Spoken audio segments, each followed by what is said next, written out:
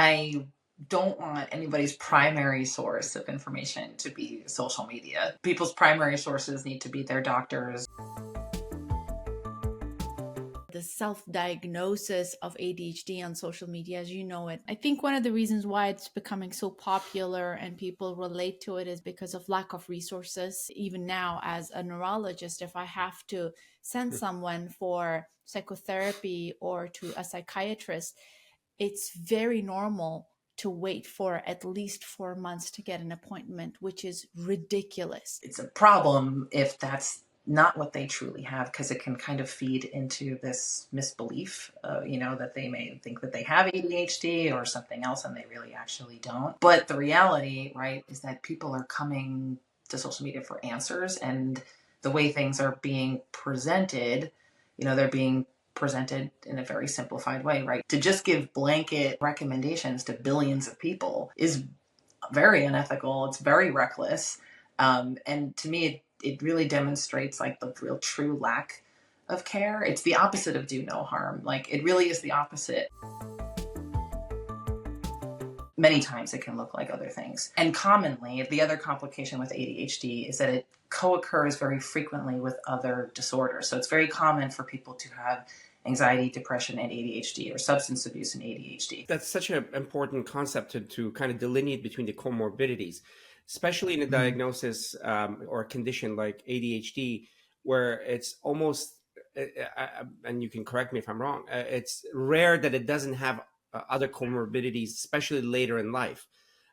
Some of those comorbidities are things like anxiety, depression. Definitely. What's very common, people will develop, let's say, consequences of anxiety because of their ADHD symptoms. So it's common for people to become really anxious because they can't focus, and now they're behind in their schoolwork, or they're behind in their jobs with regards to deadlines, or they're very disorganized and they lose things, so they may lose bills, or they can't keep track of appointments and things like that. And then that can sort of look like someone who has an anxiety disorder, but what actually that's just a person who's living with primary ADHD symptoms.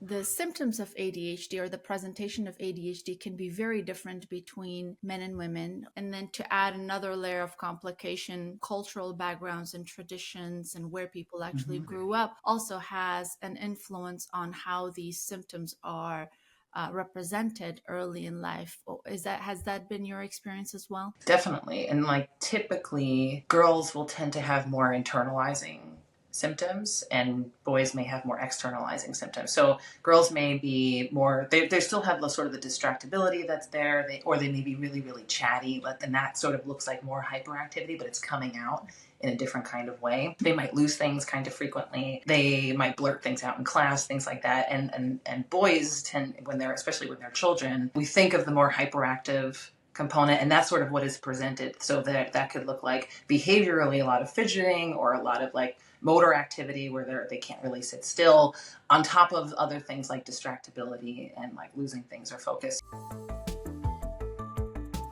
What are the consequences of underdiagnosis and overdiagnosis? There's overdiagnosis and there's underdiagnosis. The overdiagnosis can be potentially more of a factor of the misinformation or the information that we see on social media, where people are potentially self-diagnosing themselves. And then there's also underdiagnosis, because in minority populations, that tends to be the case. Underdiagnosis is a problem because people could be suffering for years without understanding or knowing the reason why. And to go untreated, to have any mental disorder untreated, but to experience ADHD untreated for the large majority of your life, you're going to experience a ton of difficulties. And when interventions can be really effective for people, they can be literally life-changing for people. So either the misdiagnosis or the underdiagnosis is dangerous, because people will be suffering,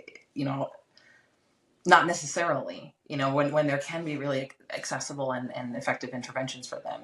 And then the dangers in terms of people, self-diagnosing, is that, there's some evidence that says that someone who has maybe some subclinical or mild symptoms of ADHD, some interventions may not be very effective for them. There may be some harm actually incurred. People might seek out solutions that are Mm-hmm. inappropriate for them and spend resources that they don't have or they don't need, and they're putting their energy into something that is not really actually a problem.